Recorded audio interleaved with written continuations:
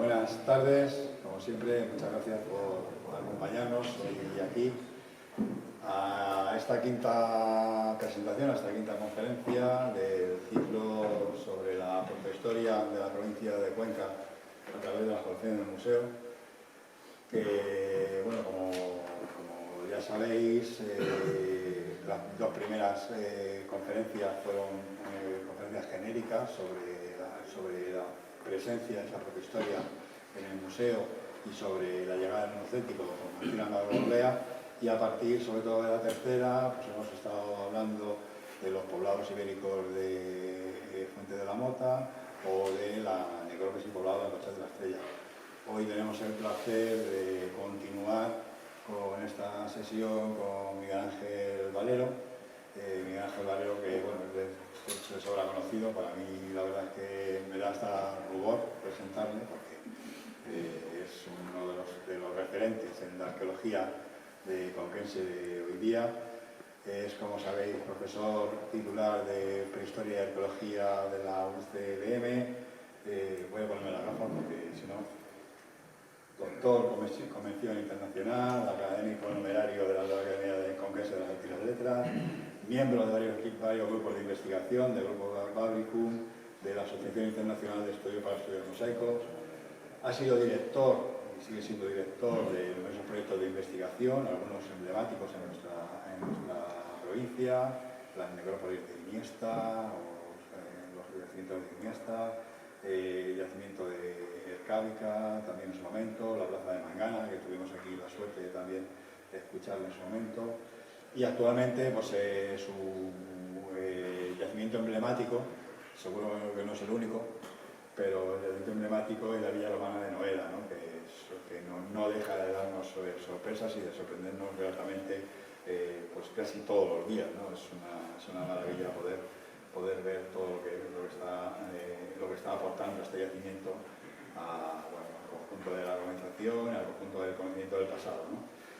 Los campos de investigación de Miguel Ángel son muy amplios, pues desde turismo arqueológico, arqueología en todos los campos prácticamente, concentrado fundamentalmente en la parte que más resonancia tiene, ¿no? No la más relevante porque no lo es, pero sí la más resonancia por la parte del mundo ibérico, celtibérico, carpetano, que estas cosas aquí las tenemos un poco a caballo, o bueno, el mundo rural romano, todo el tema de urbanización, ¿no? Es un autor de gran número de trabajos de investigación arqueológica y tenemos la suerte también que fue director de seguimiento a las obras del AVE a su paso por Cuenca, ¿no? En algunos de los tramos de paso por Cuenca, y que dieron consecuencia a la excavación y al descubrimiento del poblado y necrópolis de los canónicos, ¿no? Que es lo que nos va a hablar hoy él aquí, que es uno de los yacimientos emblemáticos también que tenemos aquí, que de verdad tenemos que darle el valor que se merece.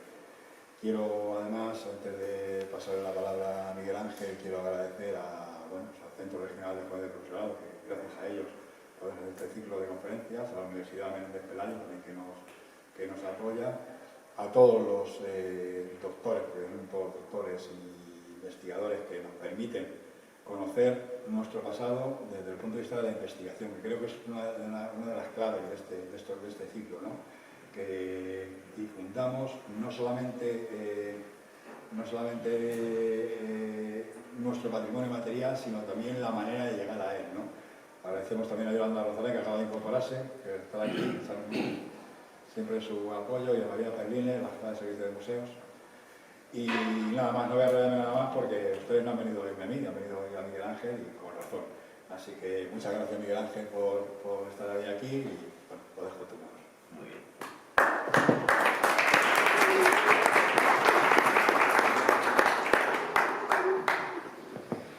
Bien, pues efectivamente los agradecimientos que ha tenido Miguel y sobre todo las palabras merecen también ser reconocidos, entonces ser bendecidos, ser agradecidos, y quiero agradecer la invitación que ha hecho el museo para que hable de esto, como él me ha catalogado antes, de que si el mundo ibérico, el mundo romano, bueno, me tuve que romanizar, me tuve que civilizar y ya sentarme en una silla y no sentarme con las piernas cruzadas como en el mundo ibérico, gracias a Ercábica y a Noeda, pero mi formación inicial efectivamente era el mundo ibérico. De hecho, mi tesina iba a ser una necrópolis ibérica, que cuando la tenía casi terminada me robaron el ordenador en el Hospital de la Fe de Valencia, que estaba mi abuelo operándola, y desde entonces llevo siempre 5 discos duros con 5 copias de todo.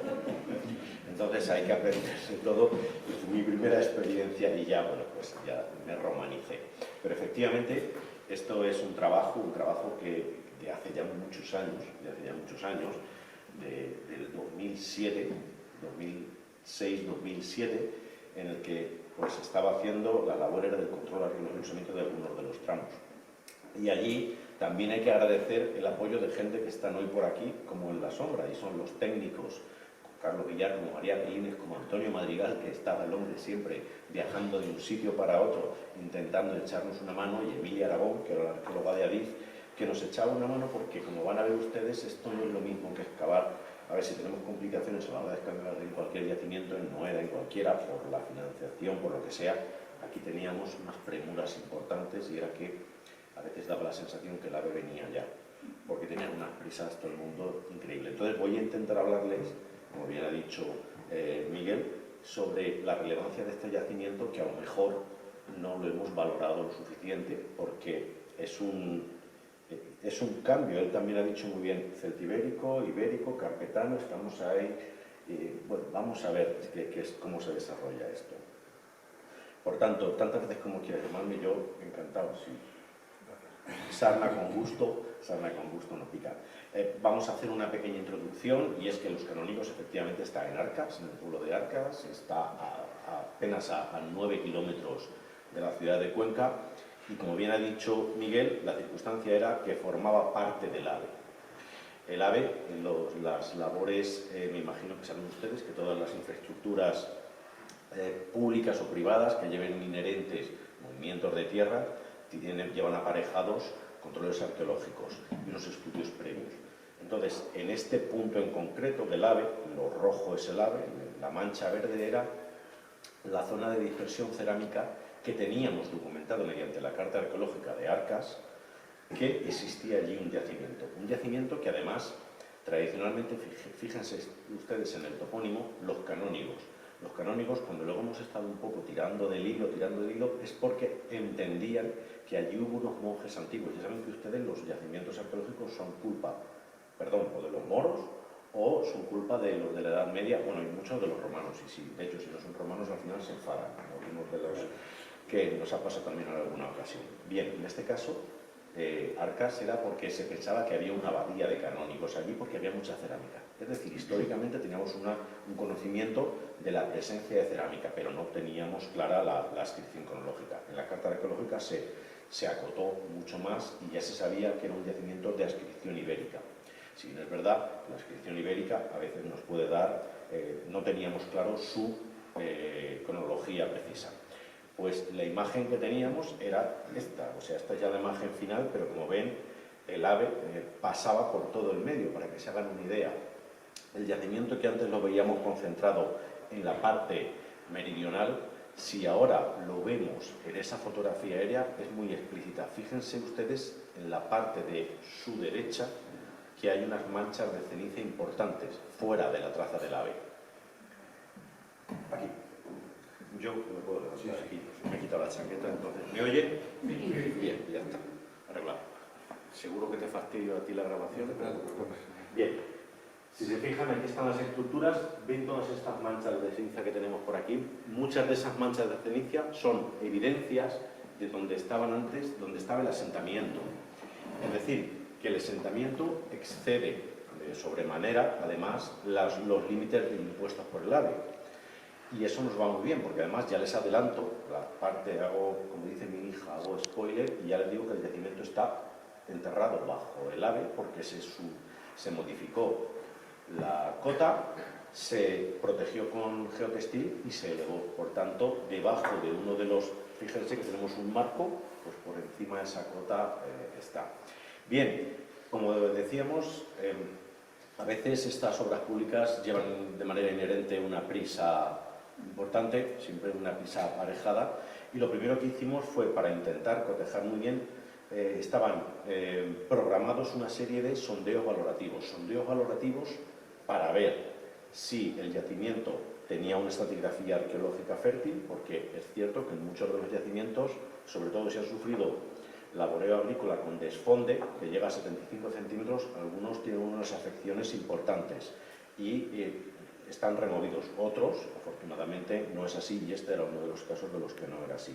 Pero nos interesaba saber la cronología, primero para el estado de conservación y para intentar acotar cronológicamente el yacimiento arqueológico. Después de esas catas, que evidentemente casi todas, menos la cata y la cata 1 y 2, las que ven en la parte superior, esas fueron negativas, pero el resto teníamos siempre una localización, al menos de material arqueológico asociado. Por tanto, era fácilmente deducible que ahí había presencia de yacimiento. En ninguna encontramos, porque tenemos muy mala suerte, eso es verdad también, la fortuna con los arqueólogos a veces está con nosotros y a veces no, pero en ninguna aparecía ninguna estructura. Por tanto, a veces cuando tienes que hacérselo esto explicar a un ingeniero que el yacimiento existe, pues es más fácil ver un muro que no verlo y decir que el yacimiento existe. ¿Qué voy a contar que no sepan algunos de ustedes? Bueno, pues planteamos una serie de zanjas mediante reticulado, es decir, unas zanjas longitudinales que reticulábamos de manera manual todo el yacimiento. Entonces, con esa forma sí que, por fin, empezamos a localizar muchas de las estructuras de manera transversal y alguna de manera longitudinal, ya era patente manifiesto. La imagen es esta, en que, bueno, pues como decía, nosotros estábamos haciendo la excavación manual aquí y ahí teníamos, haciendo el marco fuera del ámbito arqueológico, las máquinas, absolutamente a marchas forzadas. Son tan largas las zanjas que en los perfiles longitudinales no se ven nada, pero tienen que creerme ustedes, que los arqueólogos también tenemos un poco de cura, tienen que tener fe con nosotros, y es que en algunos puntos, Miguel puede cotejarlo, ya se ven esos cortes, esos muros que nos aparecían y ya nos manifestaba de forma clara que el yacimiento existía. Aquí quizás sea un poco más aclaratorio, pues ver cómo empezábamos a atisbar esa morfología. En cualquier caso era muy importante porque todo esto siempre, cuando se hacen unas excavaciones arqueológicas programadas, es más sencillo. Cuando es una de investigación, cuando es una excavación con la hora, a veces es difícil llegar a un punto de encuentro o a un punto de entendimiento cuando yo no sabría hacer una línea férrea y ellos pues no saben de arqueología, entonces tenemos que entendernos. Pero finalmente nos entendimos y nos entendimos muy bien porque además entendieron la importancia del yacimiento. Sí que es verdad que en base a los restos arqueológicos teníamos claro que teníamos que intervenir íntegramente en tres áreas bien diferenciadas. Una parte que ven ustedes como sector 3 en la parte superior, en las que, estos son ya la planimetría final, pero en aquellos momentos habíamos encontrado una secuencia estratigráfica tremendamente alterada y sobre todo que aparecía ya el estrato geológico. Es decir, en la cota superior del cerro, la afección del arado había sido más, eran los 75 centímetros, que arriba le habían afectado hasta el geológico, pero abajo, como había caído la tierra a lo largo de los siglos, pues había generado un estrato un poco más grande y se libró parte del yacimiento. No sé si lo entienden. Y ahí, como ven, apenas nos quedaron unos restos. No obstante, fueron objeto de excavación. Por otro lado, el sector 1, el sector principal, es donde concentraba mayor número de fragmentos cerámicos por metro cuadrado, por tanto era la zona que entendíamos que iba a ser zona nuclear, parte de la zona nuclear. Y luego el sector 2, ese que ven en un color verde, pues lo que teníamos fundamentalmente eran muy pocos restos cerámicos, muy pocos elementos, pero la retícula nos había dado la evidencia de que había presencia de cerámica. Por tanto, para nosotros era muy interesante también intentar acotar aquel espacio.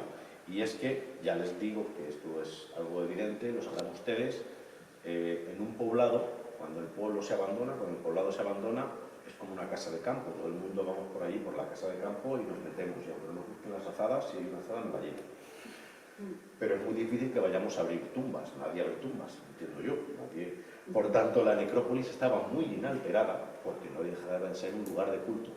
Y para esa civilización, las civilizaciones venideras, siempre son elementos que se suelen respetar. Por tanto, había menos evidencias cerámicas, además de la utilización del espacio. Bien, como les decía, en esta parte superior, lo estamos viendo ahora al revés, en esta parte superior teníamos algunas estructuras del siglo V antes de nuestra era, concentradas en una pequeña parte, porque, insisto, el arado ahí había afectado a una cota inferior. También vamos a ver que luego encontramos restos de estas estructuras del siglo V antes de nuestra era, antes de Cristo, debajo de las estructuras del siglo IV, porque las reutilizaron, lo utilizaron como canteras. Era un sitio estupendo. Voy a hacer una casa, y unas casas anteriores de allí, de hace 100 años, pues la cantera la tengo genial, voy aprovechando.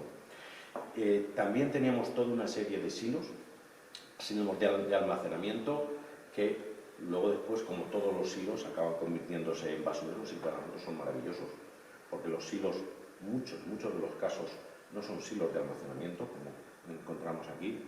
Y es que todos sabemos, bueno, yo que soy hijo de agricultor, si almacenamos en un agujero lleno de humedad, pues se mantiene regular.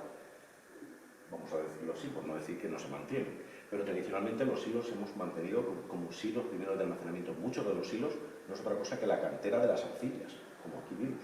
Son el agujero para extraer las arcillas para hacer los adobes y el tapial, en este caso. Y luego tienen un agujero al lado de la casa y arrojaban las basuras y lo tapaban, porque era un agujero que podían caer. No sé si se entiende un poco la idea. Bien, vimos la estructura del poblado del siglo IV antes de nuestra era, y sobre todo la necrópolis, que aquí es de lo que venimos a hablar, aunque si me lo permite el director voy a hablar del conjunto, porque la verdad que merece la pena. Vamos a ir de menos a más, increciendo en estos supuestos silos de almacenamiento, que fíjense además dónde se colocan estratégicamente muy cercanos a los que son las casas. Y es que vamos a ver, si vamos a hacer una obra, lo mejor es que tengamos los materiales de construcción al lado. Si vamos a extraer arcillas para hacer adobe, para hacer tapial, y las arcillas son igual de buenas al lado de la casa, que mucho más lejos, pues las cogemos de ahí. Entonces, muchos de esos silos se concentran cerca de las viviendas, y fíjense aquí, los restos de la vivienda del siglo V, estos otros silos que también se concentran ahí. Es decir, inteligentemente yo estoy rentabilizando mi tiempo y estoy cogiendo los procesos, los elementos que necesito de alrededor. Lo que nos queda luego en el estrato arqueológico es un silo de esta morfología o de estas, y ahí lo que hicimos en cada uno de ellos, con la planta y la sección, es localizar los fragmentos cerámicos que encontramos en su interior.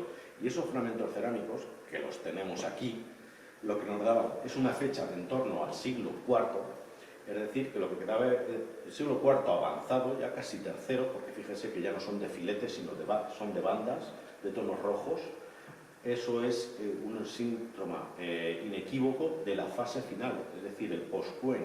Estos, en la fase final, cuando ya no estamos utilizando la construcción, insisto, tenemos un agujero que hemos generado porque nos necesitábamos para construir la casa, pues ahora lo vamos a rellenar. Y entre ellos nos tiraron unos cuantos fragmentos cerámicos que a nosotros nos servían para fechar. Nosotros somos verdaderos recogedores de basura. Al fin y al cabo, es una evidencia. Así es. La basura a nosotros nos vuelve locos. Somos como los del CSI, pero en antiguo, sin revuela. Pero es cierto que cualquier evidencia antrópica, además, si nos estudiasen nuestra basura actual, podrían saber nuestros comportamientos. Qué comemos, cuándo lo comemos, qué nos gusta, qué no nos gusta, por los periódicos que tiramos.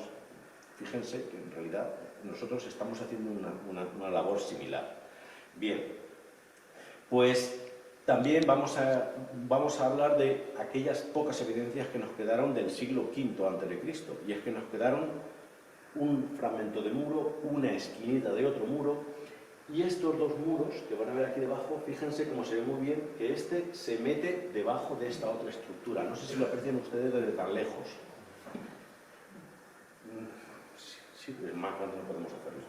Bien, les garantizo que se mete debajo. Luego lo vamos a ver con garantías. La documentación arqueológica de estos espacios, pues, no nos ayudó mucho a entender cuál era la morfología o la tipología de viviendas y de hábitat de esa primera ocupación que tenemos en los canónigos, que es del siglo V a.C. Pero sí que era patente y manifiesto que teníamos allí un primer asentamiento de calidad, sería en su día, que luego lo veremos en base a lo que nos informa la necrópolis, pero que nos ha quedado muy poca evidencia. Sí que tenemos también claro que ese asentamiento ocupaba la terraza media y alta del cerro. La media, la afectada, la alta, ahí está. Ahí está, hoy en la actualidad solo pasamos por allí con la bicicleta y corriendo, y como yo voy despacio aún veo las cerámicas. Si fueran otros no verían nada, porque van más rápidos que yo. Pero, como os digo, ese asentamiento vemos también un cambio de tipo de hábitat. En un primer momento, en el siglo V-IV, estamos en lugares más altos, intentando protegernos con la orografía, con las murallas, y luego ya en el siglo III-IV, con una situación más estabilizada, de una estabilidad, estamos bajando. Luego llegará ya el siglo II a.C. y los romanos llegarán y lo mismo, estarán los pobres en sitios que no podrán defenderse. Pero no tenemos la evidencia. Existe ese poblado, pero no podemos, por el momento, decir nada de él. En la planimetría general, donde tenemos las estructuras del siglo IV a.C., sí que ahí creo que pueden ver cómo las dos líneas que nos quedan se meten debajo. En esta imagen lo van a ver mucho mejor. Se ve claramente en la cota, además se ve claramente hasta dónde llega la afección del arado. Lo voy a levantar otra vez si no les importa. El arado y el desfonde, con las dos líneas. Lo ven aquí, los 75 centímetros, fíjense hasta la cota donde teníamos los muros, y es que nos había afectado de sobremanera aquel espacio. Y aquí se ve muy bien este muro, que es de la estructura del siglo IV, y estos lo tenemos a una cota aproximadamente 65 centímetros más bajo. Por tanto, sobre una ocupación que ya no estaba, había un hiato, había un tiempo de hiato, de no ocupación, pero había evidencias aún de esa ocupación anterior. Rehicieron un poblado porque las condiciones agrícolas, de explotación ganadera, no sabemos si mineras, de comunicaciones, eran buenas. Y por eso hay una perpetuación del asentamiento en esta zona. Bien, pues en esta franja que teníamos, de casi 100 metros de lado, por lo que nos dijeron que hasta donde salían las afecciones, lo que hicimos fue nuestra intervención arqueológica, que, como os decía, se dividió en 2 anualidades, porque nos tiramos allí un tiempo, nos nevó, bueno, de todo. Pero merece la pena porque de verdad estos son unos yacimientos que más cariño le tengo y que, bueno, además, felizmente es de los que se publican. Aquí lo que encontramos son toda una serie de asentamientos. En el sector 1, ese asentamiento del siglo IV, vamos a ver una conjunción general de cómo eran todos los estratos encontrados, y si hacemos la limpieza ya solo nos vamos a centrar en las estructuras del siglo IV. Y en esas estructuras del siglo IV, que ya adivinan ustedes que tenemos 3 viviendas, una en un lado, esta en otro, y comparte una parte con la vivienda aneja. Pero, bueno, también queda patente y manifiesto que estamos ante una zona donde las estructuras se nos están metiendo en el perfil. Es decir, hemos excavado una esquinita del yacimiento. De hecho, hemos podido excavar unas viviendas del asentamiento, no la parte principal, sino una parte ya residual, porque la necrópolis, que tampoco la necrópolis se suelen colocar en esta época en zonas de paso, pero en zonas de paso, es decir, no en el centro del pueblo, evidentemente.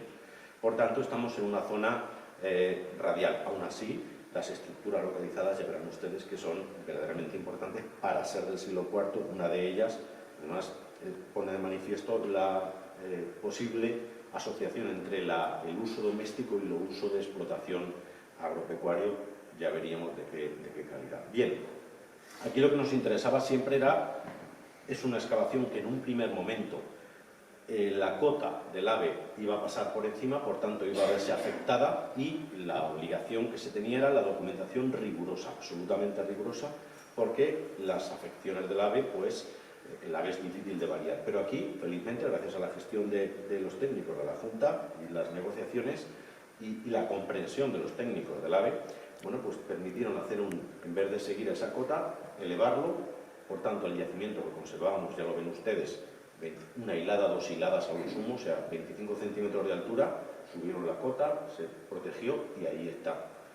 Si viene una dana y se lleva el AVE, por ahí volverá a salir. Esperemos que no sea así. Pero vaya, en todos los alrededores, en la parte baja, sobre todo en la parte coincidente con el arroyo, tenemos evidencia de que aún hay más estructuras. Como les decía, nos interesaba documentar todo y bajábamos siempre, fíjense que las piedras están ya colgando, es decir, a nosotros nos interesa en cada una de las intervenciones, ustedes que si son asiduos a estas charlas lo saben, que excavamos desde el momento final hasta el momento inicial, si es que se puede, porque en ocasiones no se puede. En Noeda tenemos una villa debajo de la villa, pero claro, no vamos a levantar los mosaicos para ver cómo era la villa del siglo I a.C. Pero en estos casos que no había estructuras potentes, pues sí que excavábamos agotando siempre la secuencia estratigráfica hasta el estrato geológico. Y documentábamos todas las piedras, porque cada una de esas piedras que ven ahí, en realidad, lo que parece una amalgama, que si lo vemos en planimetría es igual, fíjense, lo que tenemos es los muros y los restos de los muros caídos, es decir, las piedras que van cayendo de cada una de las estructuras. Nos interesaba ver, además, en algunas de ellas se veía incluso el proceso, y en otras, esa alteración no respondía a la caída en el momento sincrónico, es decir, en el momento de ocupación del yacimiento, sino la afección que residualmente le ha dado el desfonde en este caso y que la ha desplazado de su punto original. Sea como fuere, si se fijan en cada uno de los sitios, cada una de las piedras quedaba perfectamente documentada. Y una vez evidenciado esto, era ya mucho más claro pues, los dos sectores, con los tres espacios, con las tres unidades funcionales, unidades de hábitat, que si se fijan tenemos una en este lado y otras compartiendo muro. Hasta aquí llega una y desde ahí llega otra. Esta parte que queda en este hueco, que parece, a tenor así una lectura rápida, decimos, bueno, lo que tenemos ahí evidentemente es un espacio, no hay un urbanismo, no lo tenemos claro, pues esta gente vivía un poco de manera anárquica o se colocaban las casas. No, no es así. En el siglo IV ya los hábitats están perfectamente estructurados y eso lo único que corresponde es a una calle, un deambulatorio, más que una calle, un deambulatorio, un espacio que, claro, como les insisto, en la parte superior ha sido afectado y carecemos de la información de cómo era ese poblado, y en la parte inferior no hemos excavado porque estaba fuera de la afección, pues sí que tenemos una Biblia, una casa, un deambulatorio, un paso similar a estas reconstrucciones que hacíamos y que ahora son mejorables, porque esto ya tiene unos años.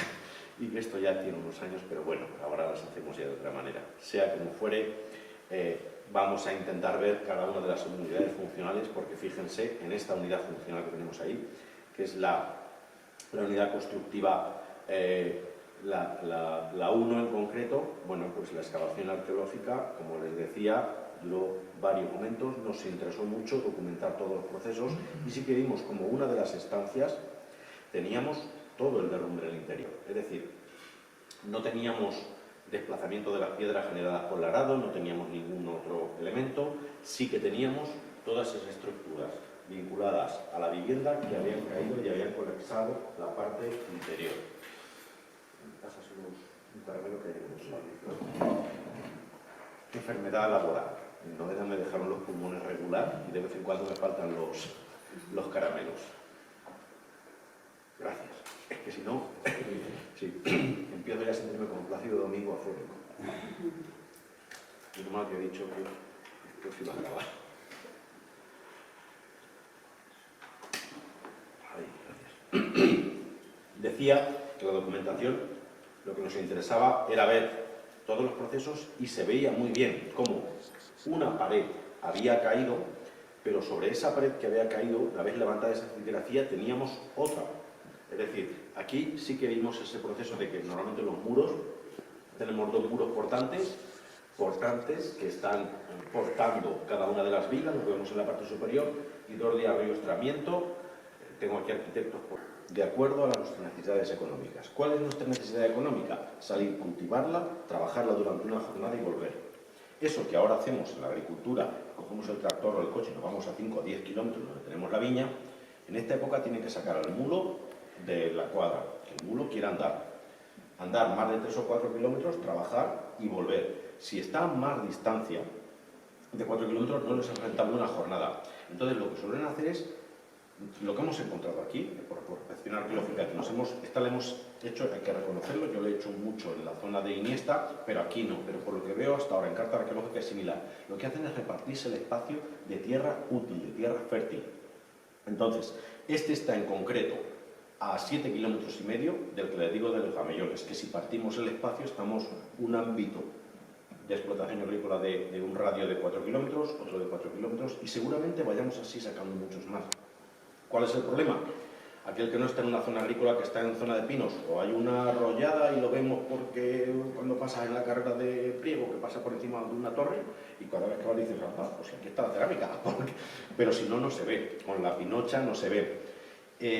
Pero nos falta mucho comprender el territorio, entonces hay que dejar de ver la repartición de la tierra como una repartición de estructura bélica, es una repartición económica, porque al fin y al cabo la economía es lo que nos sustenta.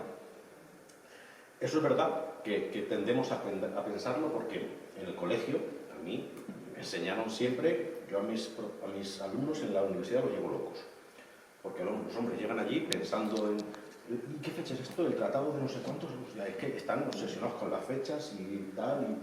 Mira, la historia la hace todo el mundo, pero nos la han vendido tradicionalmente como épicas gestas, triunfantes batallas, altas alcurnias, porque todo es una historia asociada desde la Edad Media para acá. Mucha de la historia, sobre todo de la historia antigua, de verdad, que les hacen los emperadores, les hacen los reyes, los hacen los pequeños príncipes de esta época, pero las hacen la gente molientes y corrientes que hicieron la verdadera historia, porque en muchos de estos casos son épocas de cambio y que se mantienen en la tierra porque la entienden como suya, se prefieren quedar allí intentando sobrevivir. Entonces esa historia con mayúscula hay que empezar a replanteárnosla de quién la ha hecho. Es una suma de todo. Lo que pasa es que son los olvidadores de la historia, porque como los libros los escriben orientados a una cosa, igual no debía haber dicho esto, pero bueno. Creo que es así. Pero en la realidad es el casco, la falcata, el escudo, es lo mismo. Para que la historia contada desde el punto de vista económico y social es una, y la otra también, pues son paralelas. La historia económica sí, es verdad que nos llama la atención esto porque es de la aristocracia, pero esta casa de la aristocracia y esta tumba tiene que tener seguramente alrededor otras cuantas tumbas de gente menos pudiente y otros que ni siquiera estaban enterrados allí porque no pudieron ni siquiera ser enterrados dentro de la necrópolis, porque enterrarse en una necrópolis ibérica tiene que tener cierto rango, pero que por ahora son los olvidadores de la historia y que también merecería la pena estudiar. Pero si nos está costando mucho analizar los de la alta aristocracia que nos dejan unas evidencias arqueológicas bastante fuertes, imagínense nosotros. En Noeda nos está costando menos porque está más cerca y ahora estamos con los pobres. Y nos están dando muchas felices sorpresas. Pero aquí hay que intentar dilucidar. Y es verdad que esta etapa de formación de las sociedades ya complejas es una etapa en la que aún tenemos muchísimo que aprender. Los canónigos, Iniesta, Alconchel, Fosos de Bayona, hay un montón de yacimientos, pero bueno, pues muchos de ellos además han sido excavados antaño, tienen los materiales aquí en el museo, y yo a mis alumnos, aquí tengo alguno de ellos que no me hace caso, les he dicho que merece la pena que empezamos a reorganizar y a reestudiar cosas de este tipo.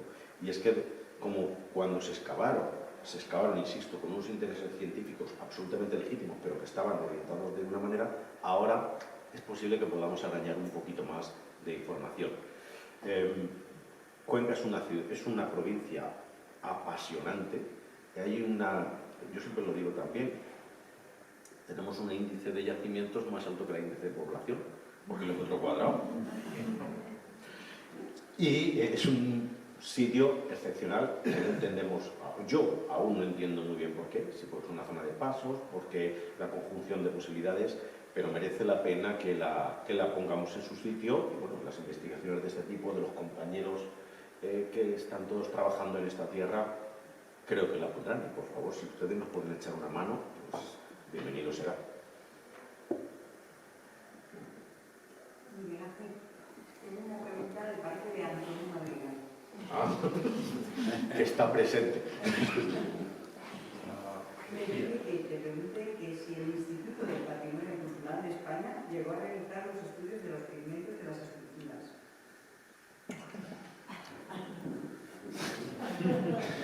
No, nos devolvió las esculturas limpias y restauradas, nos devolvió todas las piezas metálicas limpias y restauradas, pero los pigmentos ahí están y no, por el momento eso sí que no tenemos el estudio de dónde, de cómo son, de con qué pintaron. ¿Se ha hecho alguna reconstrucción o alguna interpretación del héroe este?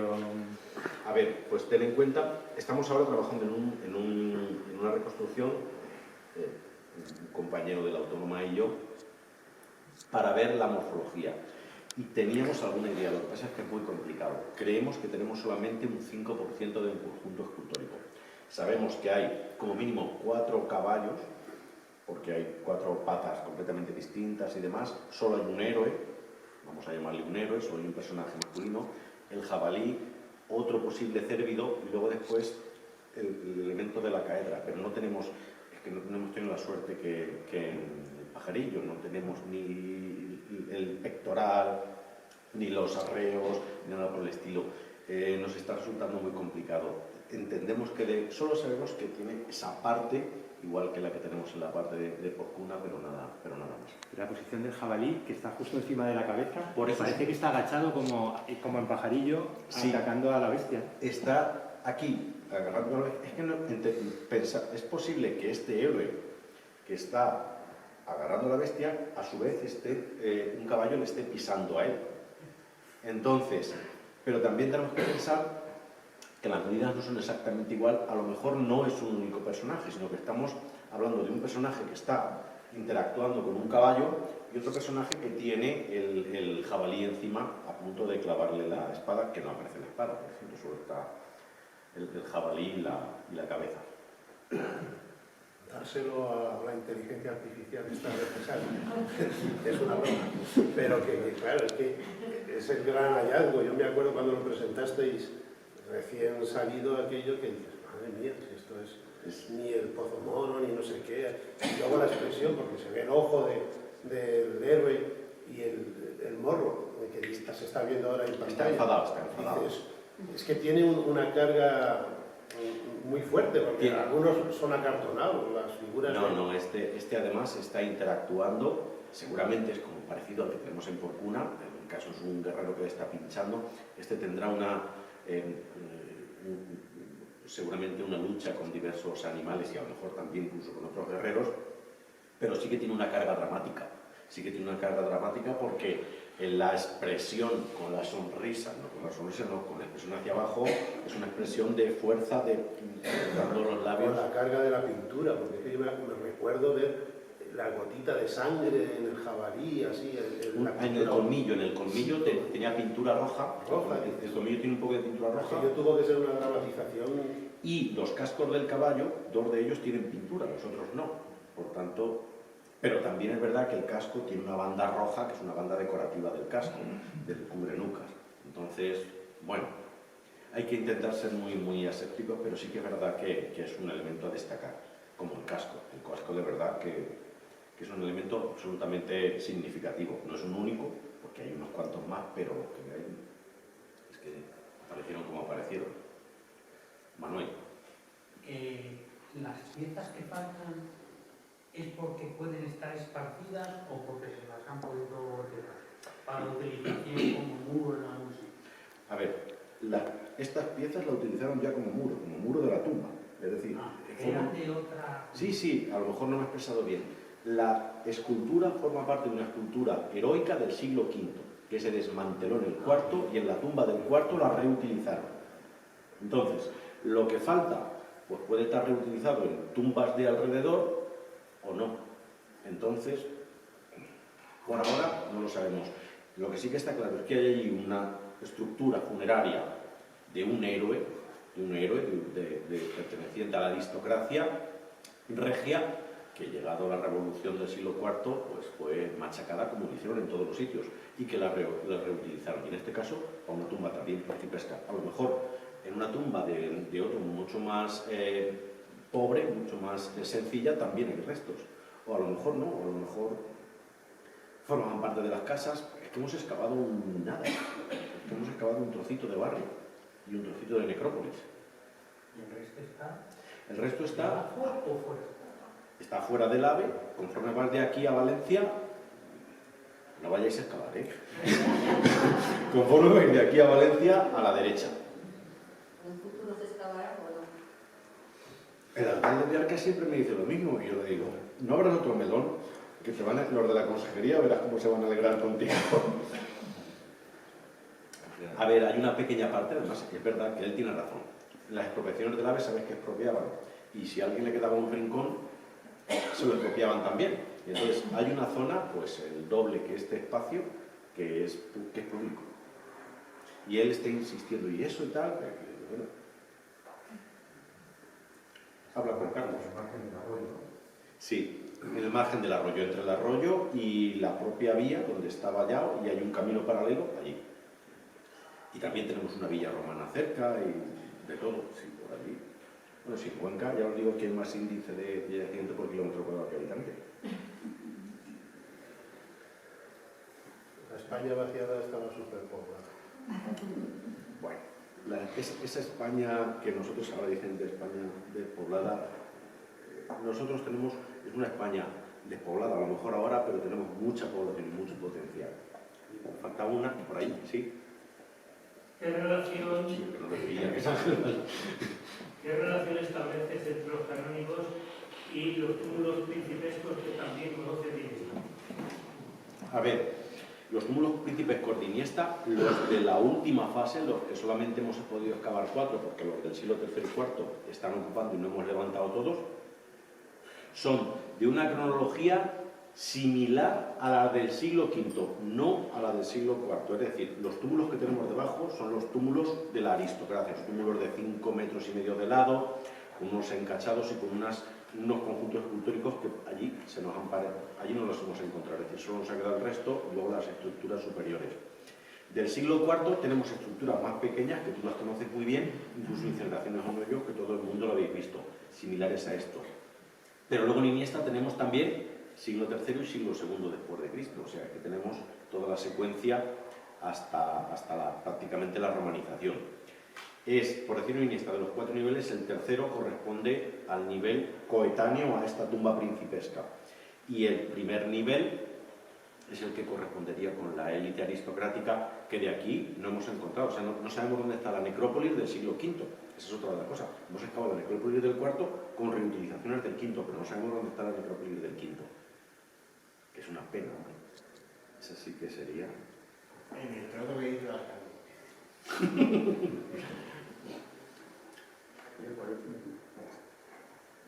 En ese proyecto que se ha anunciado hoy en el Pozo de Cuenca sobre la búsqueda del ADN, pero es que mis apellidos se remontan a Noruega y se ha producido a 1500.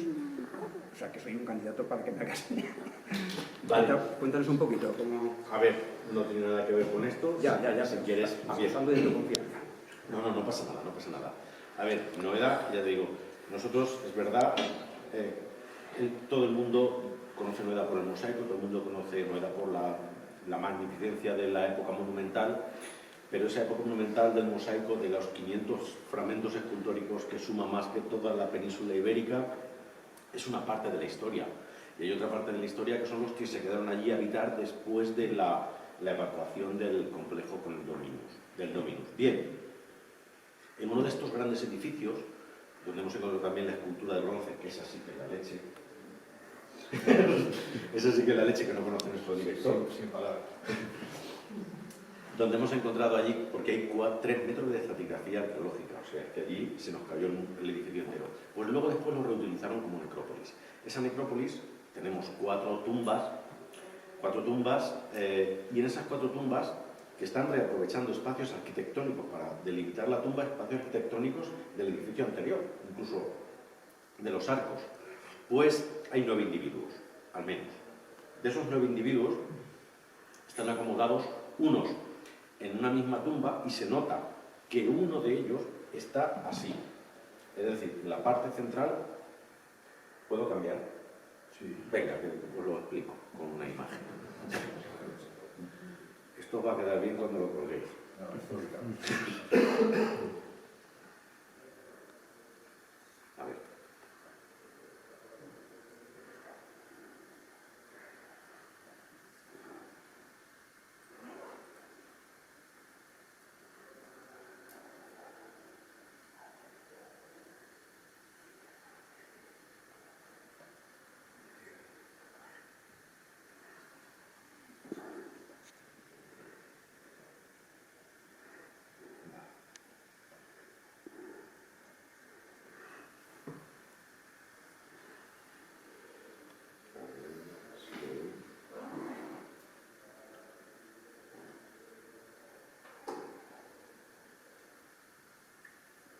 Nos damos conferencias este año. ¿Yo cuántas llevo ya?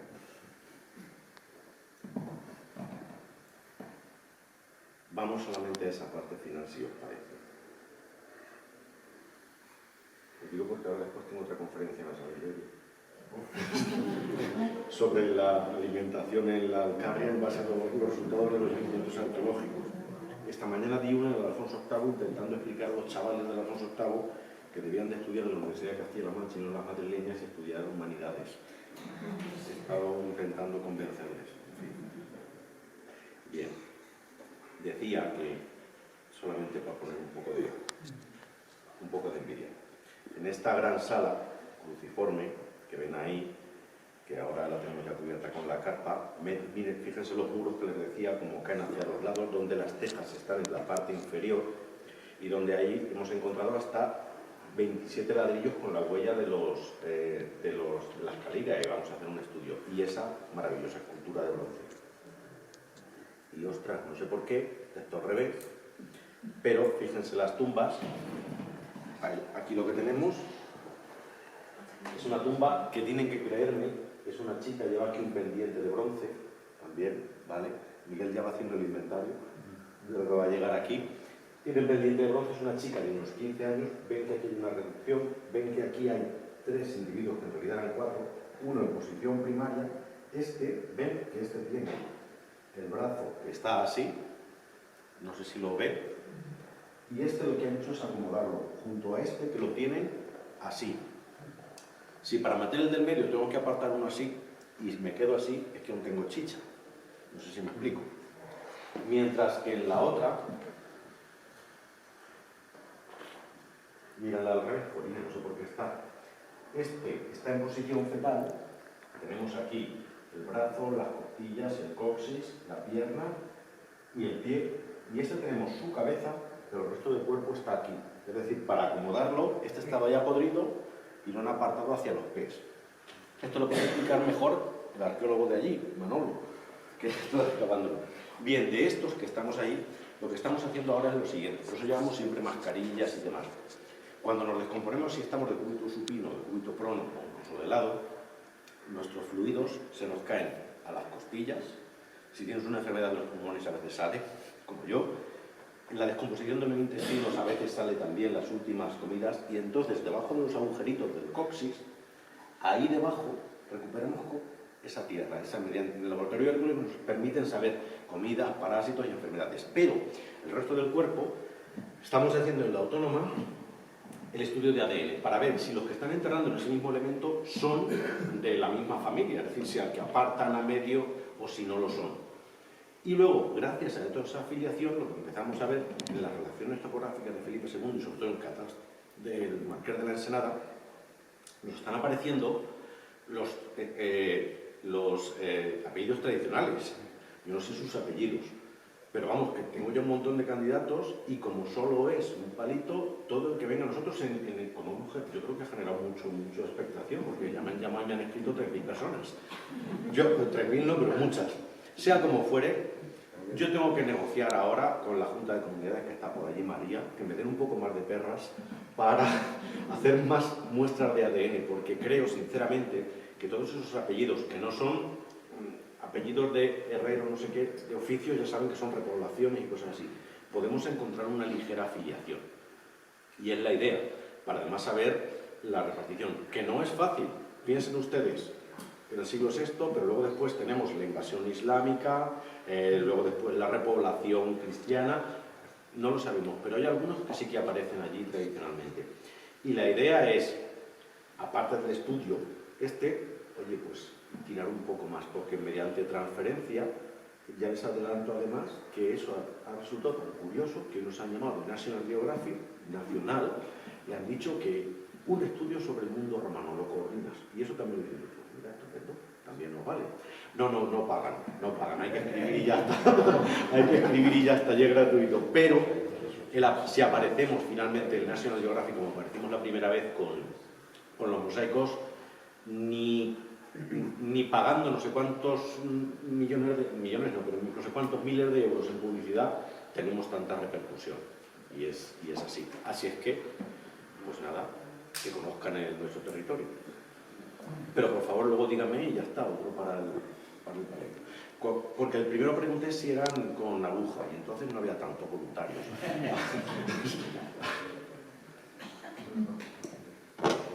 Muchísimas gracias, Miguel. Fantástica la conferencia, la verdad que no esperábamos menos. Y sobre todo, bueno, pues este broche final, ¿no? Miguel lo ha dicho muy claramente, el futuro de la arqueología está en los museos.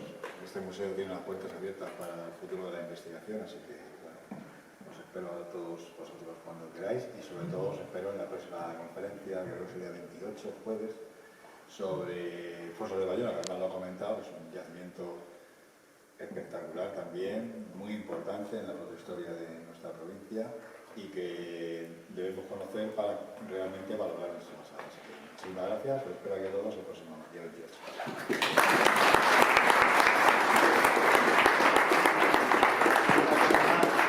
De todo esto que os he contado, yo entiendo, ¿alguien lo quiere consultar?